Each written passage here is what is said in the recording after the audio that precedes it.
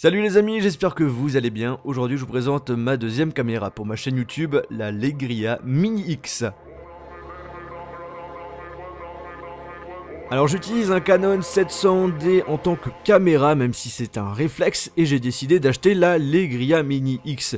Une caméra très pratique que vous pouvez transporter facilement avec vous puisqu'elle est légère et surtout qu'elle est petite. On peut par exemple la mettre facilement dans une poche de pantalon ou encore d'une veste. Comme vous le voyez, elle possède un écran LCD orientable, donc ça c'est super pratique puisque vous pouvez voir ce que vous êtes en train de filmer avec n'importe quel angle. L'écran est tactile et du coup pour naviguer dans le menu il suffit d'appuyer sur l'écran. Différents modes vidéo sont proposés selon les situations que vous allez filmer, par exemple sport, nuit, plage, neige, voiture, et vous pouvez même mettre un mode pour accélérer ou encore ralentir vos vidéos pour vous donner des effets assez sympas, et vous pouvez faire des photos également. Au niveau des connectiques, on a un port USB, un port HDMI, la possibilité de gérer le niveau de son au niveau du micro pour l'enregistrement, une connectique pour charger la caméra, une entrée micro, une prise jack pour écouter vos vidéos ou encore écouter en simultané ce que vous êtes en train de filmer.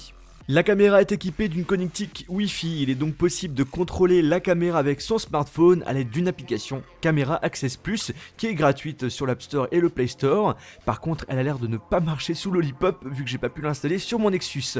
Vous connectez votre smartphone avec le Wi-Fi de la Legria, vous lancez l'application et vous pouvez contrôler la caméra. Ce qui est pratique, c'est que vous pouvez enregistrer, stocker les vidéos directement sur votre smartphone, voir également en simultané ce que vous êtes en train de filmer. Par contre, quelquefois, il y a des petits temps d'attente et c'est aussi dommage qu'on n'a même pas de réel réglage de la caméra sur l'application. Donc si vous voulez faire différents réglages, il faudra passer directement sur la caméra. A l'arrière, vous avez un emplacement pour mettre une carte mémoire SD, ainsi que la batterie qui est fournie avec, et qui vous offre une autonomie correcte de plus de 2 heures.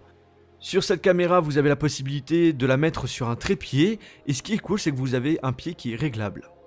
La grosse différence de cette caméra par rapport à mon réflexe, c'est que vous avez un objectif grand angle, comme vous pouvez le constater. On a une déformation au niveau des bordures, donc ça fait un effet plutôt cool. Et c'est assez pratique d'avoir un grand angle parce que quand vous partez en voyage, vous allez pouvoir filmer une grande partie de ce qui vous entoure.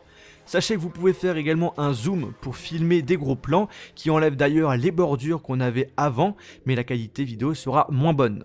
La qualité de son est vraiment excellente, même lorsqu'il y a du bruit dehors. Par contre, je suis déçu pour la stabilisation. On a un stabilisateur d'image uniquement en mode gros plan, donc on sentira les mouvements en mode grand angle. Donc ça, c'est vraiment dommage, mais c'est un défaut qu'on retrouve sur pas mal de petites caméras.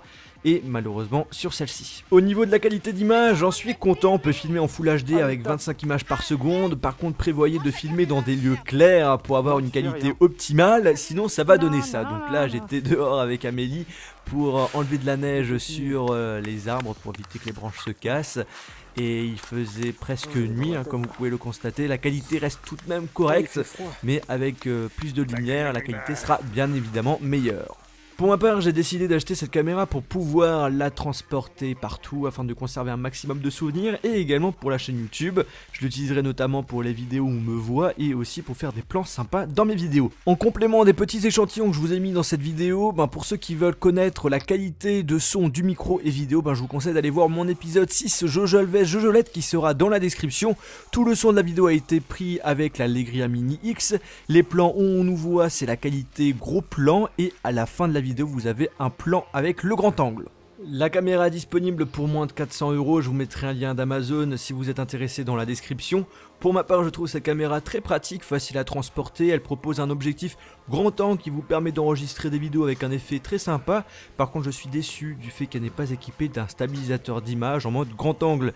Et vous, qu'est-ce que vous en pensez de cette caméra? N'hésitez pas à donner votre avis via les commentaires de cette vidéo. Sur ce, on se retrouve dans une prochaine vidéo iOS ou Android. Salut! Regardez-moi ça. Et moi, t'as vu les talons de jean?